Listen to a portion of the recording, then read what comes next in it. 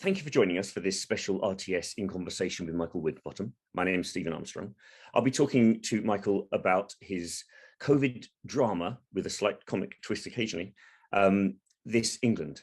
And I suppose that's the first question, Michael. Thank you very much for taking part. Is when I was watching it for the first time, I found myself laughing and then in despair, angry, sad. I suppose it's a drama, but there is some comedy in it, and that's always laced your work. How would you describe This England? I think it's a sort of chronicle of a very particular time in our lives. You know, it focuses on the time from the beginning of 2020 to the end of May, the end of the first wave of COVID, and it tries to look, across the kind of range of experience. But the starting point of research was to sort of talk to people in hospitals and care homes, but also inside Downing Street, in the Department of Health, in research institutes like Gen Institute, in places like Imperial College, in talking to scientists who work on SAGE and all the various different subcommittees that were giving scientific advice. So it was really to try and sort of boil all those conversations down, boil all those experiences down, and try and weave together a kind of chronicle of that time from multiple different perspectives. And if there is some humor occasionally in it, I think that comes from, I think that's confined to one strand really, which is the strand of Boris inside Downing Street. But also I think, that just comes from perhaps from who Boris is and how Boris behaves, but it's not something that we were trying to impose on it at all. And I think there are also some sections which deal perhaps with families who what a family member gets COVID, which are also very difficult to watch, and a sort of painful reminder, things that we've all experienced. We probably all know someone who's, we all definitely know someone who's had COVID, but we probably also know people who've been badly affected by COVID. So it's kind of like, in a way, it's sort of like trying to boil down the things that we saw day by day and experienced day by day, but try and sort of condense them into a narrative. And what was the inciting incident that led you to start on that? It must have been an enormous project. I was asked. Someone asked me, I think it was still during the first lockdown, or maybe just after the first lockdown, would I be interested in doing something on Boris Johnson and COVID? And, I hadn't thought about that at all. I don't think I would have thought of that idea.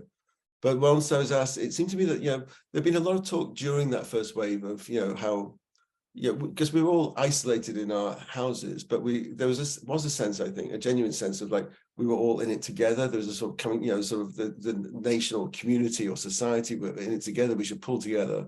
A lot of people made a lot of sacrifices for other people. And there's a lot of talk about the parallels between that and, say, the Second World War and the experience of the Blitz or the Dunkirk spirit or whatever, which are cliches, but I think there's an element of truth in that. This was a sort of once in a generation, once in a century experience. And if you think about how many films and TV things try and desperately recreate the Second World War 75 years later, and it's impossible to recreate something 75 years later. It just seemed to me here was an opportunity to try and recreate and put into a narrative form something that's just happened, just happened the year before, 2 years before, something we've all lived through. It just felt that was an opportunity that would be interesting to try. It seems that film and television have become much closer to the first draft of history in some respects. I mean, The Crown is going to offer a particular perspective on the reign of the monarch, which it's the first biography to some degree. And I think that your work has often been part of that draft of history project. I mean, but you picked your topics often outside these shores. So Guantanamo, I'm thinking of, Welcome to Sarajevo. What was your thinking that brought you back into the UK? What was this story that made you think I'm going to give it my attention? And how did it compare with those others in the choice? Yeah, we've done a lot of films, and mainly films based on real events, based on things that are happening in the world around us, whether that counts as news or whatever. But as you say, I think the first one was when we did a film about the war in Bosnia, Welcome to Sarajevo. I think it's like with any with any specific project, it's just something it's hard to have a rationale for that. Sort of there's not a sort of plan of like, this is the type of story we want to make. There's an individual story and you think, okay, that's interesting, and then obviously there's quite a lot of stories you start trying to work on, and then at some point you realize it's not interesting and you don't want to work on it, or you can't get the money and you realize other people don't find it interesting and you can't make it for that reason. So there's a lot, you have a lot of things you think that could be an interesting project or interesting film, and it doesn't happen. I think in this case, look, this obviously was, incredibly, it was like, it was an incredibly intense experience. We just lived through an intense experience. So as I say, when we began the process of doing research, it was ongoing. We just got through the first wave, but obviously it was clear there was going to be a second wave. So, so I think, in a sense, it probably a better question would be like, why did you make so many films not in Britain? Something about things that you hadn't experienced. This is not something I had experienced. So it sort of, it was, I think, so it just seemed like that it would be. It seemed like if you could find a way of drawing together different strands, because obviously when you experience something day by day on the news, that's one, you're very aware of it, you know a lot about it. But I think, I remember seeing documentaries that were made, that came out, during the pandemic of like, say, one particular hospital's experience. It was interesting to see a sort of narrative version, a narrative documentary version of that particular hospital's experience over the first wave. And it seemed to me that in a not fictional is the wrong word and drama is the wrong word, I think, but in a sort of narrative form, by pulling together all these different strands, by having all these different little pieces of the mosaic, whether it's because we could hop from inside the Jenner Institute to inside Department of Health to inside a care home to inside a hospital, that by piecing all that together, that you could see our experience, to see the thing we just experienced and lived, but in a different way. Perhaps, and this may be a gross simplification of your oeuvre, but in your body of work, particularly in this area, it also feels like you have an interest in the way power acts on people, and usually slightly senseless power, or power that fumbles, misses in a way. And this feels like you are looking at COVID, but you're very explicitly looking at power in it as well. It felt to me. I mean, I think in terms of people's behavior, I think there's two elements that I think in terms of like, character and why people behave in the way they do. I do think you can't really understand an individual without understanding the world they live in, without understanding the society or their family or their work or their economic situation. The more that you can root a character in a fictional story, the more you can root a character in that world and understand the way in which that world acts on the character, I think it's important, because I think we all feel we make choices, and we all do make choices. But all those choices are conditioned by what the alternatives are, what the options are, by our economic situation, about where we live, about the job we do, and so on. So I think the more you can root your character, even in fiction, in the real world, is good. In terms of power and arbitrariness, I guess I do have a view of the world, which is that people don't get what they deserve. Things happen which are beyond your control, and that sort of 19th century novel idea of sort of character is sort of destiny, in a way that you get, that through your own individual character you get what you deserve. Well, that very American idea, in a way, that you sort of get what you want as an individual. I have the opposite view of the world, which is that that people actually are sort of, it's almost as sort of the Greek view of the world, connects to this England and Bryce's love of Greek drama and so on, but that in a way that the gods act on us is arbitrary, and you often don't get what you deserve. You're the plaything of the gods, in a way, and that, if you're born in poverty, that's nothing to do with your character, but it determines your life. And if and so that sense that there is that there's a sort of meaninglessness to life, I guess, is part of how I see the world.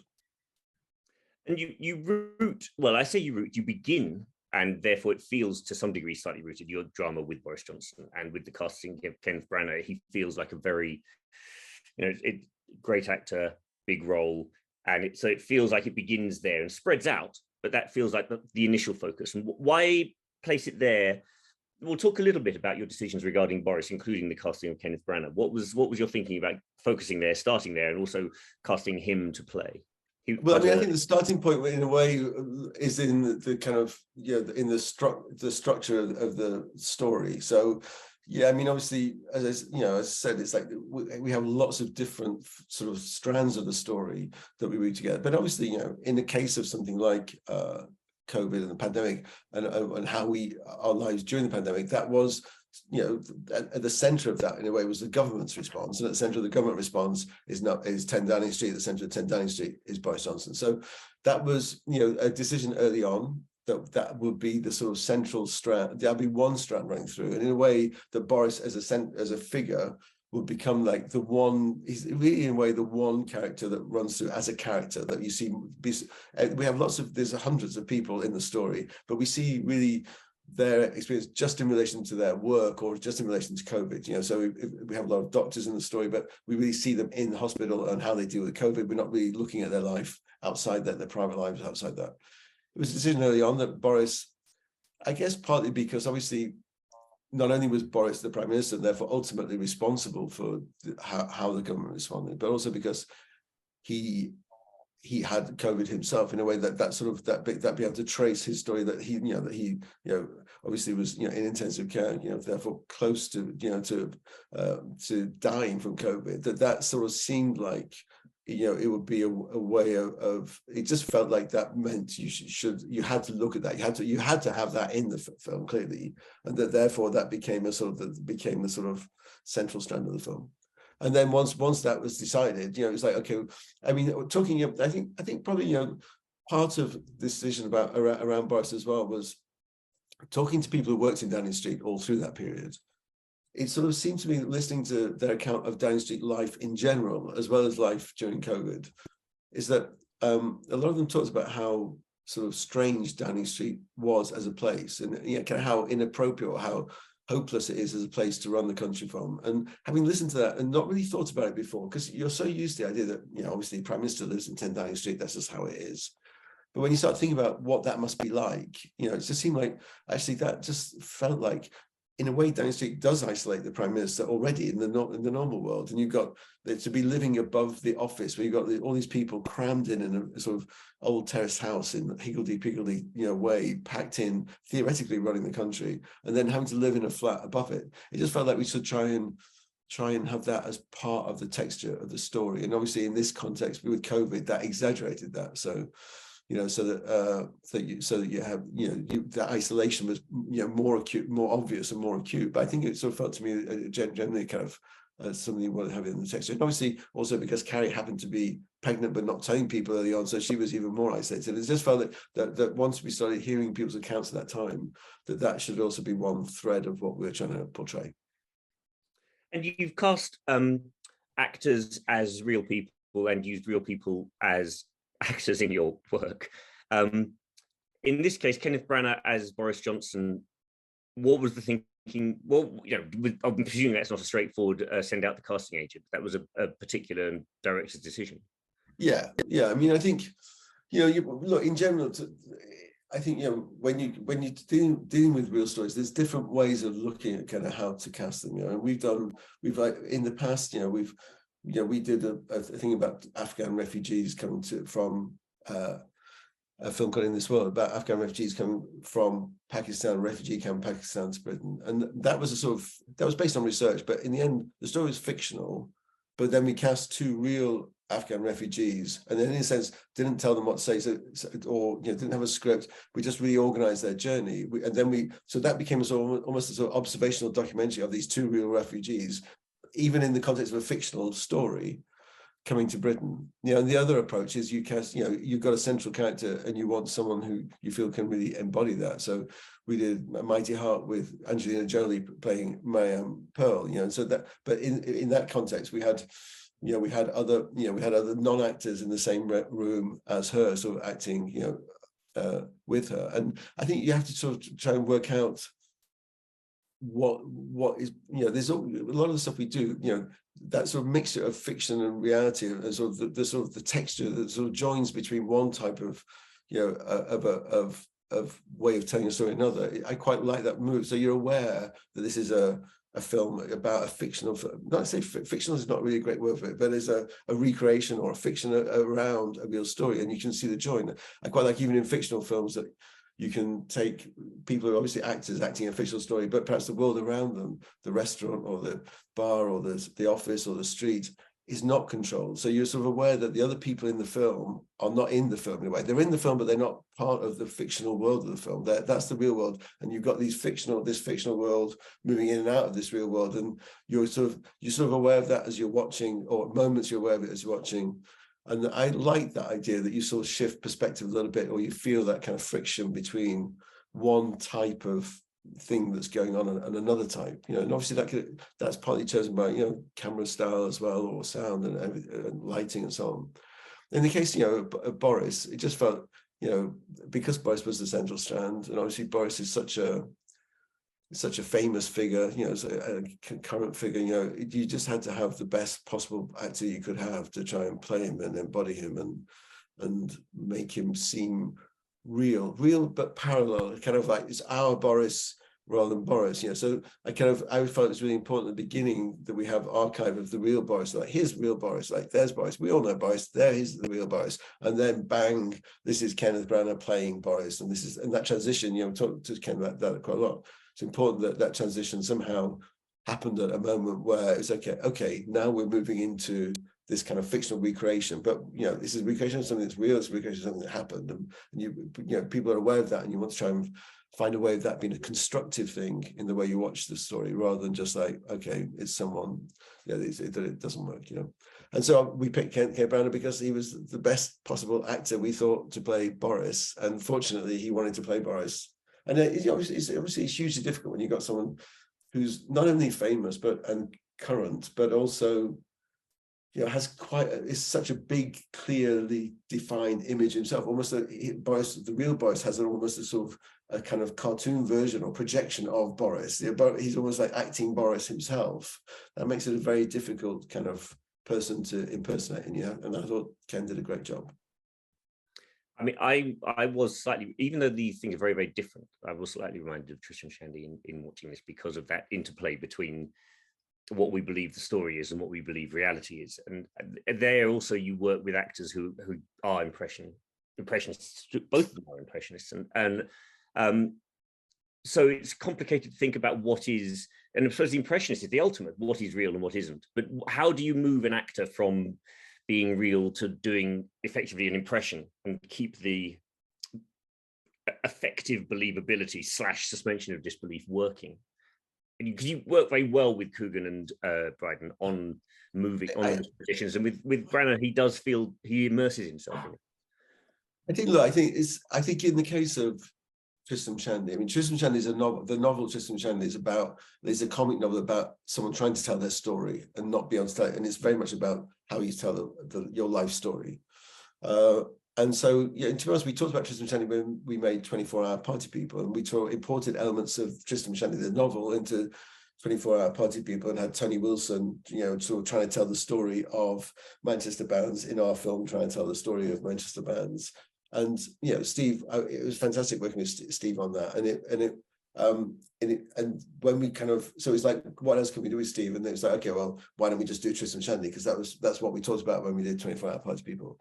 And so Tristram Shandy plays with the real world, in the sense that I think he plays more with storytelling, to be honest, Tristram Shandy, rather than real world. But in our film, half of it, or less, about half of it is sort of it's Tristram Shandy. You know, so Steve and Rob Brydon are playing characters in Tristram Shandy, and then the other half is like we step outside the set. We have one night. It all takes place in 24 hours. We have one night where Steve is playing Steve and Rob's playing Rob, and of course they're very good at playing versions of themselves. You know, it's like so surprisingly, Steve is quite good at being Steve and Rob's quite good at being Rob, and so, you know, so that it plays with reality in that sense, but I think it plays more with storytelling and the idea of, you know, of how to tell a story. And the beginning and end of Tristram Shandy was just the two of them. That we had a rainy day one day when we were doing the period section of Tristram Shandy. So like, okay, let's just go in the makeup truck and film like you preparing to play your roles. And that was a lot of fun to shoot, and I thought it was funny. We put it at the front of the film. So really the trip then came from that. They said, okay, like we was then, after doing Tristram Shandy, it's like, what else can we do with Steve and Rob? And we had lots of lunches trying to decide what to do.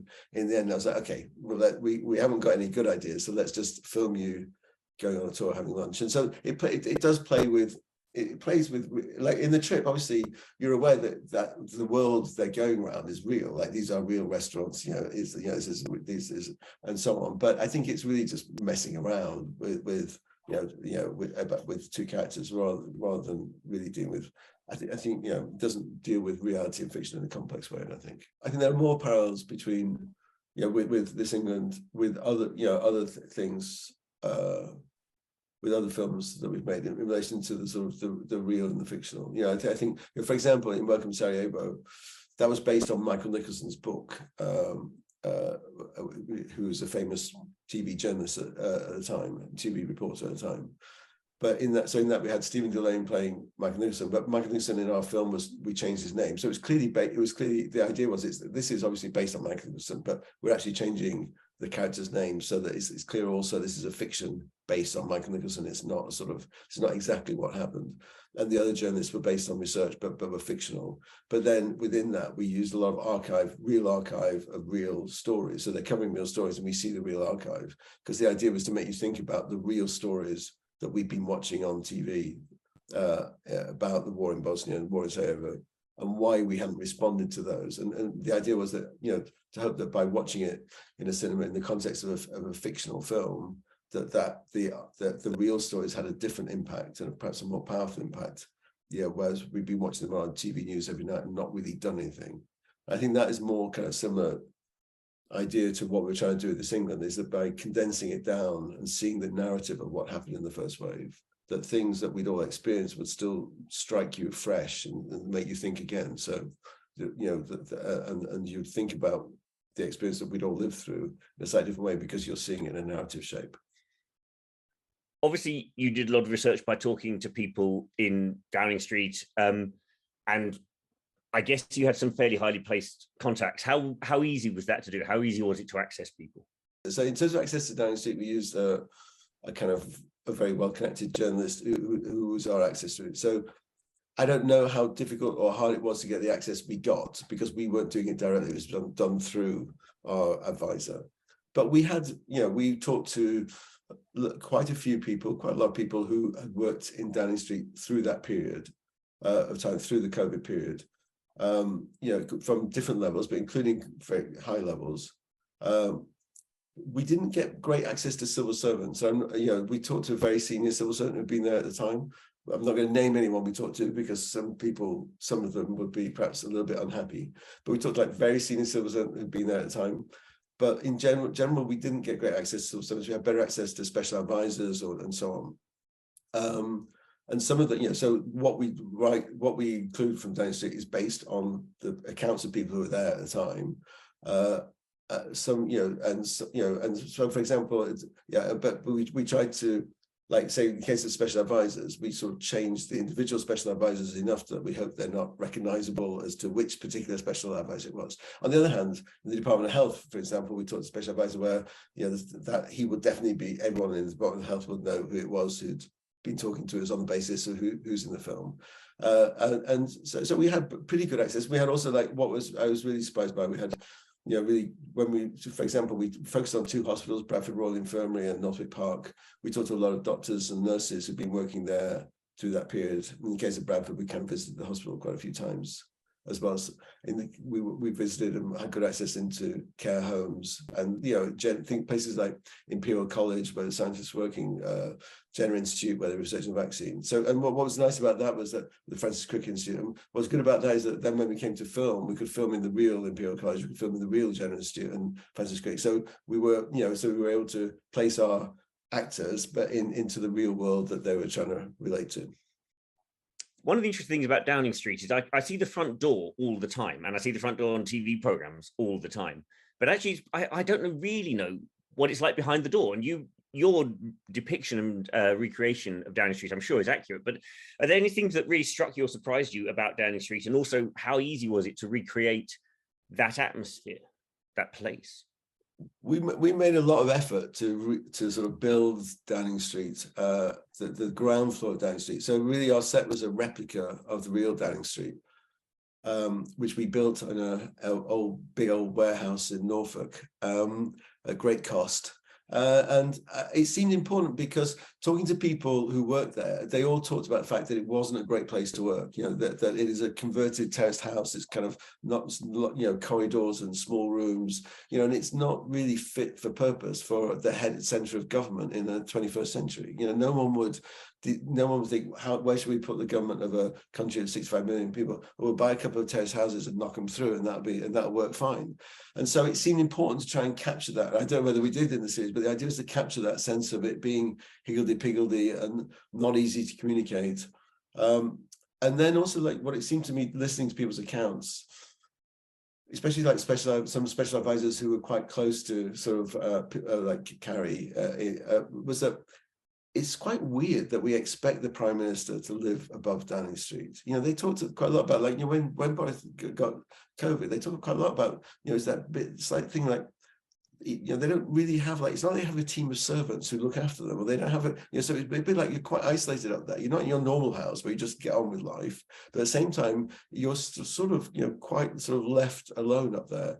And it just struck me like, you know, I would, you know, in a case of politics, obviously not everyone is your friend or ally. So you're sort of suddenly moving into a flat above an office of 100 people, you know, some of whom will like you, some of which don't, who are busy working away all hours of the day and some of the night, and that you're sort of like in this little bubble above that. It just struck me that must be awful place to live, awful place to work, and that we should try and, like, you know, sort of try and get a sense of that, like, sort of go, you know, how miserable it must be going upstairs to your flat, you know, having spent, you know, sort of 12 hours in the office. I would hate it. So it felt like, you know, it'd be good to try and make it seem like a little bit of a strange world they're living in.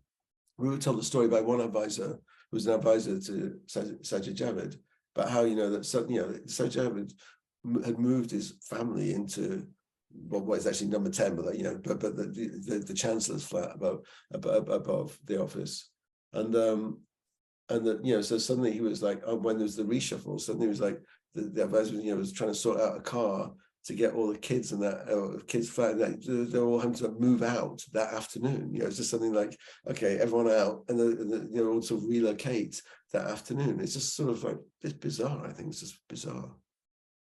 Your version of Boris, which is clearly very, very well researched, there's an element of him which is as cartoonish to some degree as he likes to portray himself, but you also have these dark, I don't know, there's something deeply tragic about him right from the get-go, I think. I mean, I think there's a scene you put very early on, before he starts to deal with the crisis, or before he starts to suffer the illness himself, where he's phoning his children on Christmas Day, and it's one of the saddest scenes. It's at the beginning. I mean, obviously things get much sadder later on, but it's quite unexpectedly sad at that point. And so tell me how you decided to portray Boris. I mean, look, to some extent, obviously, that is the most fictional. Boris is the most fictional character in our story. I think everything else, you know, the original idea when we started research was that everyone would be specific and named in the story, including, you know, the patients and the doctors, the nurses, and so on. In the end, for a mixture of reasons, but partly to do with people's privacy, we ended up not doing that. So, but like the stories of, say, the doctors in Bradford are very closely modelled on individual doctors we talk to, or the nurses in Northwick Park, or the patients who go into hospital with COVID. They're modelled on things people told us, but in the end, we decided to sort of change the names and therefore, you know, essentially fictionalize their real experiences. You know, in the case of Boris, yeah, Boris is very well known. But you know, so we obviously, first of all, we read all his books, you know, read his writing. We sort of, you know, we obviously talked to people who knew him, read the books about him, and then, you know, obviously at some point you have to make a sort of, you have to then create a character in a way. It struck me, you know, that it was, everyone said Boris is quite a loner, that he doesn't have a big circle of friends. He's got a lot of children that he just, and one of the reasons we put in, you know, the opening montage at the beginning is, you know, he just had the most turbulent 6 months you could possibly imagine. You know, this is a story of someone who, in the course of our story, which is, you know, not very long, is sort of becoming the leader of the Tory party, moving into a house with his girlfriend, divorcing his wife, you know, so all the ups and downs of the Brexit legislation and so on, almost dying, having a baby, getting pregnant, having a baby, Uh, and everyone, obviously in divorcing his wife and moving in with his girlfriend, there's obviously problems related with the children from his second marriage, the 4 children from his second marriage. And so it just seemed like, you couldn't do a story about which includes Boris without trying to engage with his personal life. His personal life was as turbulent as his political life at that time.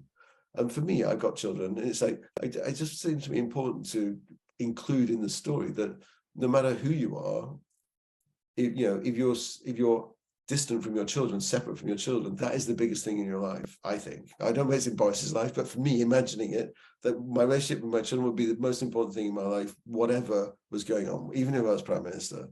And if you're if you're getting divorced from your wife and you have children, that's the biggest issue for you, is how you're going to maintain your relationship with your children, especially if your children are hostile for whatever reason. If you're moving in with a new girlfriend and you've got children, that's going to be the biggest thing. If you're having a baby with your new girlfriend and you've got children, that's going to be the biggest thing. If you're almost dying and you've got children, that's the biggest thing. And all this thing was happening to Boris in the same time as all the politics. It's just like you couldn't exclude that. So then we had to try and imagine a way of including it. And so dreams became there was the phone calls, obviously. And obviously they were separate, that they never sort of come into contact in the story, but it still seemed that even though you're not there physically, it's important to include, the fact that, that absence is still, would be, for me, the most important thing. I assume for Boris is also a hugely important thing, given how turbulent his private life is. And I think in general for people these days as well, for a lot of us, we live a very separate, fragmented life. And in the case of COVID, obviously, we're all being totally isolated. But so it's like those emotional relationships you have with people at distance, by Zoom, which you keep in touch with by Zoom or by phone, but you don't have any real contact with in a physical way, but they can still be really important. And I think it's important to try and, it just seems to me important to try and capture that in the story somehow. And there's also, and this may be just because I've watched too much Steven Soderbergh, but there's also a slight hint of thriller, particularly at the beginning, that there is, it's not a thriller because you're not framing it as that. We know the truth of that story, but there is a way of building up the tension around what we all know is going to arrive. And I wonder how you manage that, because it could be that there is no, from your perspective, there is no thriller element to that. That's just simply a documenting a fact, but it feels, because of the medium, that there is a feeling of impending threat and doom. I hope there is a threat of impending doom, because we all know there was impending doom coming towards us, and 20 million people, whatever, died of it coming up. That's pretty. When we first showed episode 1 to like a little focus group, one of the groups was like, it's like a sort of structured like a disaster movie. I was like, I think that's right. That's what it should feel like. I mean, I think the only thing we sort of consciously did, and it was not really connected to a genre sort of desire, but was that it seemed to me that what happened, talking to all the people who are trying to respond to it, whether it's doctors or scientists, it's like COVID was spreading so quickly. It was the pace of the spread of it was very, very fast. But also like the sort of like the response to it, like how, learning about it, how learning about its structure and so on, that was also incredibly fast, like how to prepare the hospital. So there's that sense of things moving very quickly seemed like part of the experience of the people at the sort of front line dealing with COVID. It was like how to try and stay ahead of it. Like it was kind of spreading incredibly quickly. How can we stay ahead of it by preparing the hospitals or preparing the care homes or getting in the equipment we need, or researching the genetic code and trying to get the vaccines. And so we try to constantly try and keep the pace of that moving. So it is like it's a sort of diary. There's no narrative structure like what is important, what's not. It's really a sort of diary, a chronicle of the events. But the idea was to try and keep moving, so that you're seeing things, but we all know, because we all just live through it. But it's happening quickly enough that it still has a sort of pace and tension. And of course, we know what's coming. We don't have to sort of feed in what's coming into the story. Like if you're doing a disaster movie, you probably have to try and prefigure what that disaster is going to be. We kind of know what the disaster is that's coming our way. We know COVID is coming, and I think even at the time, even in the first wave, when you're watching stuff from Italy, say, you knew it was coming towards you. So you had that kind of element even in the day-to-day experience, but it felt like something we could make much kind of more clear and by condensing it down into a kind of shorter narrative. And in this situation, and I know that you will have dealt with it, because the work you do does step into that area, which is what is the responsibility of the director and the program maker when telling these stories, moving away from number 10, where to some degree everyone has a license to take a position on the people in power. That's just the nature of being in power, is you're going to have a court jester. There is someone going to be taking a wry eye to you. But you've always been very good at identifying the stories of real people and then approaching them with a particular care and concern. And there is a duty of care, I think, to some degree. And that's clearly the case that you do that in this, as we move into the world of the people who are on the front line. There is, and I just wondered if you could articulate how you perceive your duty of care in that, because I think it's clear when you watch it, but it's interesting to hear your take on it. Look, I think when there are different, I think it depends on how you're handling a real story. But if you're handling a real story, obviously, you have to be responsible. I think the main thing, which is always true, is you have to try and do a version you think is true. You know, true is a very flexible concept, but you have to do something that the first responsibility, I think, to yourself is that you have to try and do something you feel is a true version of the story you're telling, and that you know, it means factually accurate. But obviously, we do quite a lot of things where we fictionalize, so we change elements of the facts or elements of the story sometimes. In the case, but you know, so it varies. Like, for example, we did a thing called Road to Guantanamo, which, you know, was a story of 3 British people who ended up in Guantanamo, 3 young teenagers from Tipton, which is near Birmingham. You know, and that is obviously difficult. When we talked to them, they'd really just got out of Guantanamo. We were really the first people they talked to about their experiences.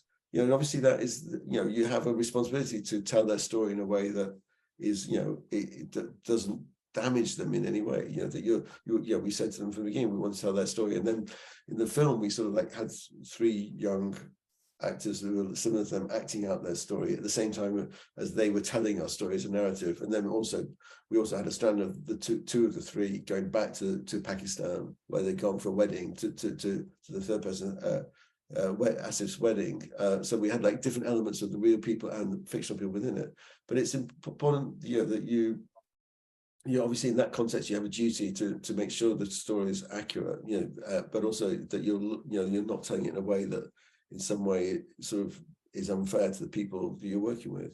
I mean, in the case of This England, you know, I think you know, that is, you know, it's like most of it is sort of, most of This England is sort of very factual in a way. It's you know, we're not, you know, so we're telling the experiences, we're trying to show what was happening, for example, in Bradford Royal Infirmary, we're trying to show what was happening in a care home. But so when it comes to, for instance, filming in a hospital, or we're dealing with the story of a vast and complex set of real people's events like Bradford Royal Infirmary, how do you deal with that? I think in general, when you dealing with, you know, the stories of real people, you have to try and be accurate. You have to try and reflect their experience honestly. And in the case of This England, I don't think there were that many complicated areas in a way, because in general, we're trying to show people responding as best they can to a kind of a new virus that's arrived. So everyone is working incredibly hard, you know, making huge sacrifices to try and do their best. So in general, it wasn't very problematic in terms of like sort of, you know, should we show this or shouldn't we? Is this going to be a sort of bad thing for the people we're showing? Because we were just reflecting what they told us, and in general, it was reflecting people working incredibly hard to sort of respond to the virus. But I mean, I think there's different areas of that. So, for example, with the care homes within the series, we have like 2. We sort of focus on 2 care homes. We actually went into several care homes around the country during the research and during the pre-production. In the end, we filmed in one real one. So one of those care homes is a real care home. One was a fictional reconstruction, was sort of amalgam of different care homes we talked to. So the stories in both care homes were based on real stories, but in one it was the real people, and that was a fantastic experience, because then it's the real, you know, in that strand, the real carers who were basically reenacting what they'd done a year before, but you know, in the real care home. So that is the best way of, you know, that's the best way to try and include people as much as possible and have them incorporated within your story. Unfortunately, that wasn't possible in the hospitals. But yeah, I think you know, in general, it's just sort of, you just try and be as accurate as possible and try and reflect as accurate as possible the experiences of the people you've been working with. And I think, you know, I have to say there's one particular family, for example, where a relative had COVID and they were at home, and it all stayed at home, which is in one of the episodes, who felt, to be honest, they felt we'd made the nurses who cared for them too sympathetic. They when they watched it, they were a bit unhappy that they felt, although the experience in the series, I think, is very hard on you. It's very hard to watch, and you feel they've been let down, but they felt they'd been more let down than we'd showed them to be. So you can't always get it absolutely right, but you have to do your best to try and get it right. It's an interesting position, I guess, and no, not position, your philosophy, your theory. It's hard to overly aggrandize or under-aggrandize this, but that way that you range so playfully and freely, but with a serious purpose, between almost the very real, getting people in a care home to play their own parts and reenact their own experiences, or getting, young, inexperienced people to play real life people, or getting individuals to play themselves. You have an improvisational style with some of the actors, but then you push that all the way up to a kind of a hyper real element where you're having these slightly fictional, dreamlike, overly fictional, dreamlike perspectives in a lot of your work, I think. And you're very free with that in a way that doesn't clunk. It just feels very natural. I wonder how you arrive at that and what purpose it serves you. Good question about the purpose. I like different textures. I think partly it's just a personal thing. I like different textures. I like to sort of think about what I'm watching at the same time as I'm watching it. So I don't want to disappear into the film I'm watching. I want to watch it and think about it, not in a sort of Brechtian way necessarily. I don't want to be as theoretical as that, but so I like the textures. Like you say, that you have a texture. It's always handy to have a dream as opposed to the real world. So you have that sort of textural change, or a famous actor and then unknown actors, or an environment which is clearly not controlled, is sort of open and it's the chaos of normal world and fictional characters within it, or moving from archive to art recreation, and swapping between archive and recreation. So all those junctures, and it's similarly even between maybe it's you got kind of, you can feel like you even just in more subtle ways between types of acting, or the camera style, the way the set it sounds, or if you're using lights, not using lights, and so on. All the different ways you can shift texture and change texture. I like that. That's really just a sort of personal taste, as well as having a sort of any sort of purpose. If it has a sort of purpose, I think it's that kind of, especially if you're dealing with real events, but we use it in fictional stories as well. So it doesn't just apply to that. But if you're dealing with real events, I suppose it goes back as well to what you're saying about the Tristan Shandy as well, the playful storytelling, that I kind of think the awareness that everyone's incredibly sophisticated these days, but everyone's making their own little films. Everyone's got their social media accounts, and they're constructing a narrative themselves. They're sort of fictionalizing their own lives and building sort of semi-fictional versions of themselves on social media. So everyone's very aware of how you create narrative, how you create character, how you present yourself. And I think within the films, it's I quite like that idea that there's a sort of awareness that this is, we are making this film. We're telling this story, and this story happens to be a real story. This guy happens to be an actor. This guy happens to be, someone who's not acting. They're playing themselves. This world out here, we're not controlling. This world we are controlling. I like that sense that you can be conscious of that, and people, it's the sort of, in a way, be more open. Of course, this is a recreation. Of course, this isn't real Boris. But on the other hand, we try to make this Boris like that Boris who is through a Boris. But in a way, that's just the TV Boris. There is another Boris. That TV Boris isn't the only Boris there is. The Boris that we see in politics isn't the only Boris there is. There's a Boris at home. There's a Boris by himself. There's a Boris when he's asleep. There's a Boris lying in bed at night, awake, like we all do, thinking about all the things I could have done or all the things I should have done. There's a lot of different Borises out in the physical world, as well as our Boris in our film. And there's a lot, and that sense that this is us telling a version of this particular story or this event, and that that I think applies to quite a lot of the films we've done, which try and handle real events, is that you want to try and be honest enough that you try and show what devices you're using, what things you're using to try and create what you hope is still an accurate and honest version of the story, even if it's a fictionalized or recreated or narrative version of a story. And that recreation also, I guess, extends to the detail of the world that you're creating. So recreation and creating is not a great sentence, but you've got the advantage of, in certain cases, filming in the places where the story is really being told. But even then, you have to dress the set, and you have to build certain things. How do you set about, I mean, your research budget must be phenomenal. How do you set about creating this world? Well, I mean, I think like the perfect version is you're in a real place with real people filming, kind of either filming what is happening or, filming, or filming what happened if you're recreating events. It's like, sometimes, it's like the choice when you have a story, it's like, well, maybe we should just do it, just be a documentary. There's sometimes, but obviously there's often reasons why that isn't possible. In this case of Guantanamo 3, that they got out of Guantanamo, so we want to recreate what happened to them. The case, like for instance, in This World with 2 refugees, it's like, well, our story, like, condensed that down. We did a lot of research with lots of different refugees about their journeys. It was like, this is a sort of classic refugee journey, and one of them dies along the way. That's not possible to do as a documentary. Apart from the fact it's all totally illegal, it's like you wouldn't, you don't get that narrative shape to it. So in the case, so in the case of this thing, in a way, the best experience was, okay, we've got real people playing themselves in the real location, of the care home. That's like the best version. But in the case of, say, Jenner Institute, it's the real Jenner Institute, but we're putting actors in, recreating what we've been told sort of happened, or same with others. In the case of somewhere like Downing Institute, it's obviously the biggest, with the hospitals, it was complicated. The hospital was very complicated because we had to sort of recreate interior hospitals. So we were sort of mixing exteriors of real hospitals with interiors of our hospitals. And that based just, what we tried to do is have a lot of people acting roles of nurses, for example, were real nurses, but they were playing a kind of fictional nurse, but they were those nurses themselves and so on. So you try and make it as authentic as possible within the restrictions of what is possible, to do. In the case of Downing Institute, as I say, we spent a lot of money trying to build as accurate a copy. And there's the good thing about Downing Street is there's lots of plans online, so you can see exactly how Downing Street is laid out online. So then it's just a question of having to spend the time and money to actually build it all and make it exactly the same.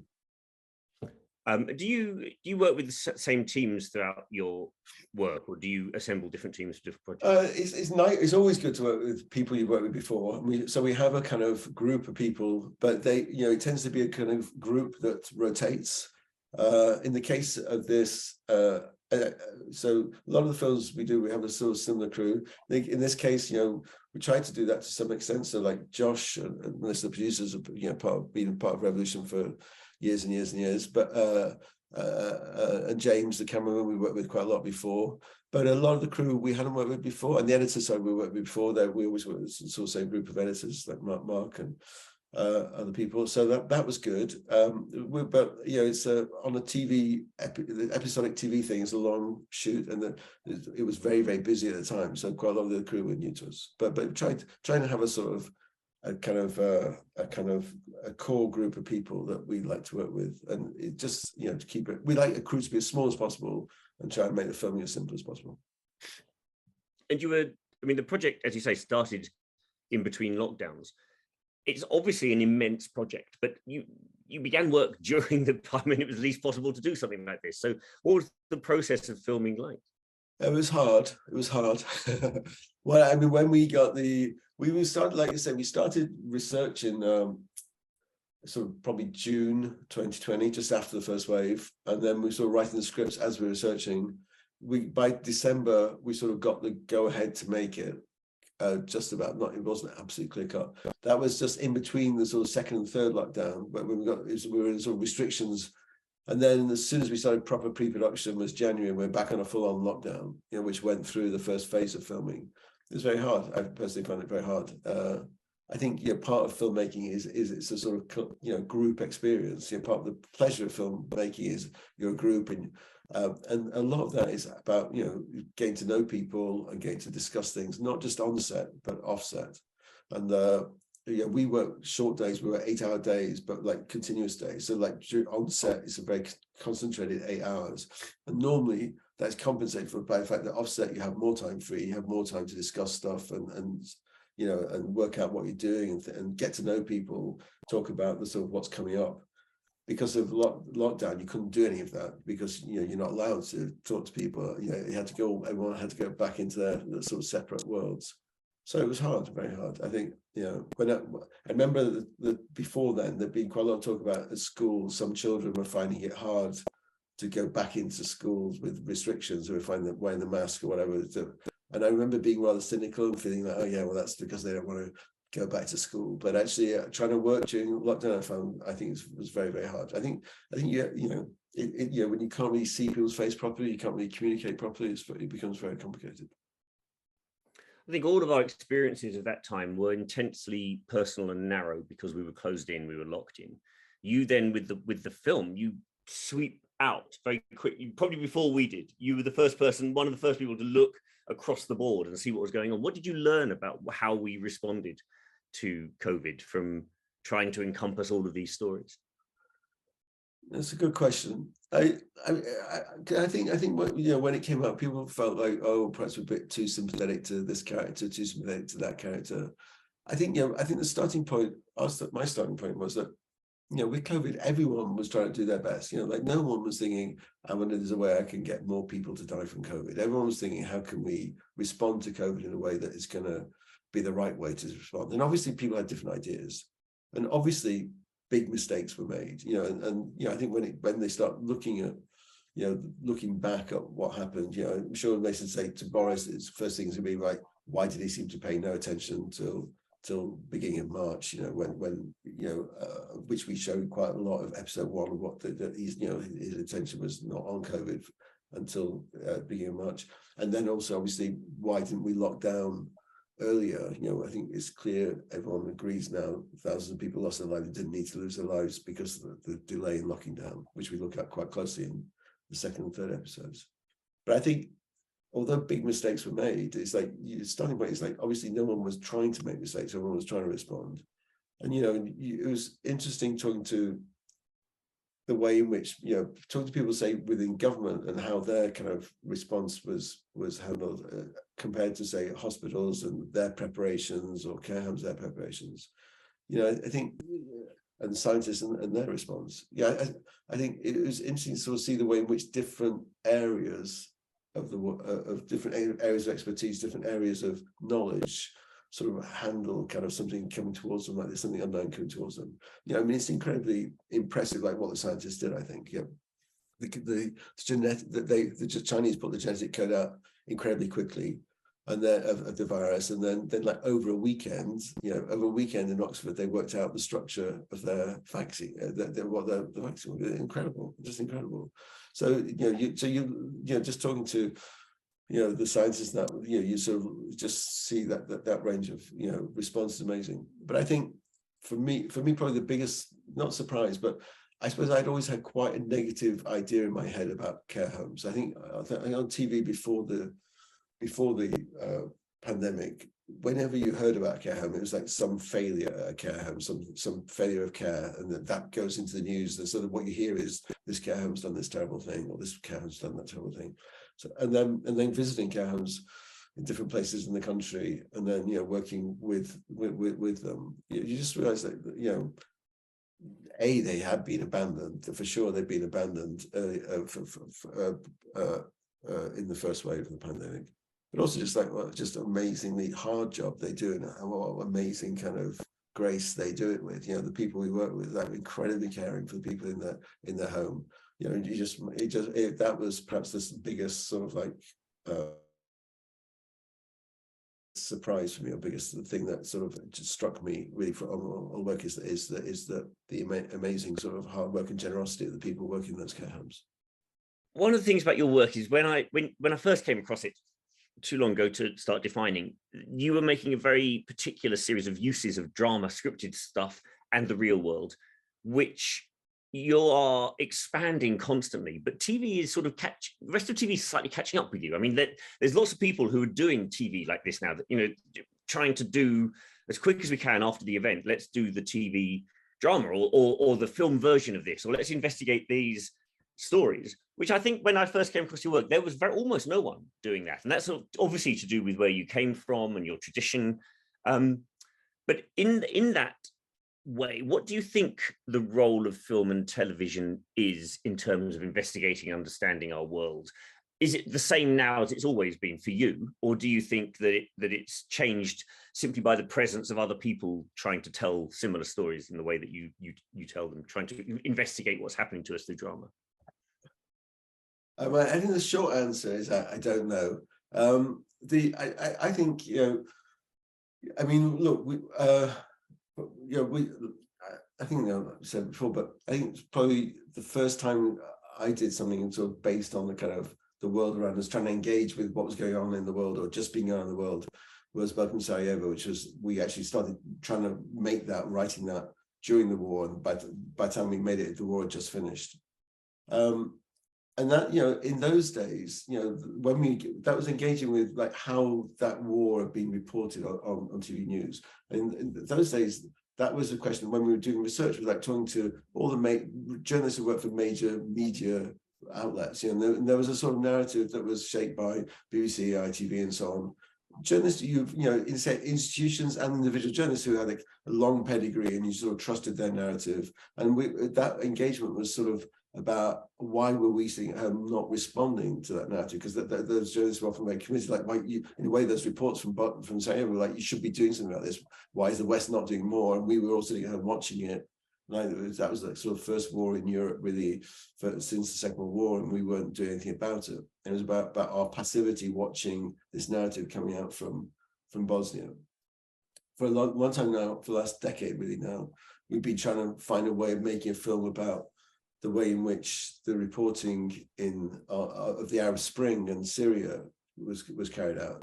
And that process is totally different, you know, in the sort of 20 years between the war in Sarajevo and the war in Syria, or less than 20. But in that time, the world has changed so much that when you're talking about that, isn't really the interest, to me anyway, is not so much why didn't we respond to what we were being shown on our TVs, but it's like, how was what we were being shown, how was that shaped? Who was shaping it? Because you're not talking to, we have talked to people who work for major broadcasters like BBC about it, but most of the people were not that. You know, most of the people were like people like 22, 23 going out there with their phones or whatever, video recording bits. A lot of it was media activists in Syria who were being funded by organizations like, you know, that were in turn funded by UK government, US government.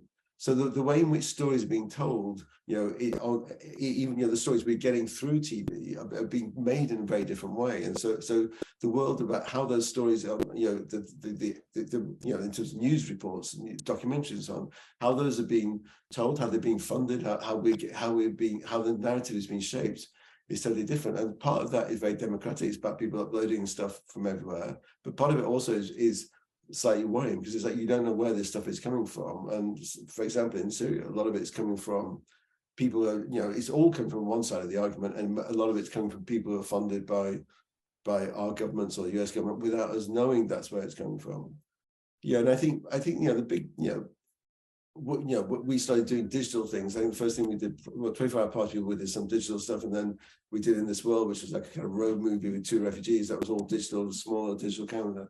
That sort of change of technology has also meant, obviously, you can get a lot more films being made, but also it means everyone, you know, between that and social media and phones and so on, everyone's making their own stories now. Everyone's aware of how to tell a story, how to build character, how to present, you know, how to edit your life as your version, your online version of yourself. So the whole, I think it's not just a question of like, has TV changed? I don't know whether TV drama has changed that much. A lot of TV drama seems to me quite not particularly different to how it was 25, 30 years ago. But I think the way in which people understand sort of storytelling, the way in which people relate to, you know, fiction and truth, and to you know, take through technology, but the way in which they you know, everyone is really sort of active filmmaker, everyone's an active storyteller, because everyone on their social media is finding ways of either genuinely making videos for TikTok or whatever,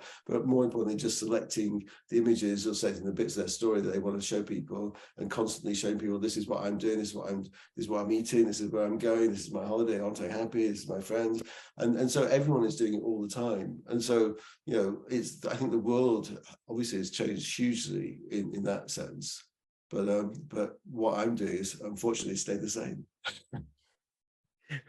Well, that seems a very good point to end. Thank you very much for your time. It's a great show, and I'm looking forward to seeing which particular icon of power and person who deserves the attention to their story being told you'll go to next. So thank you very much for your time, Michael Winterbottom. Thanks very much. Thank you.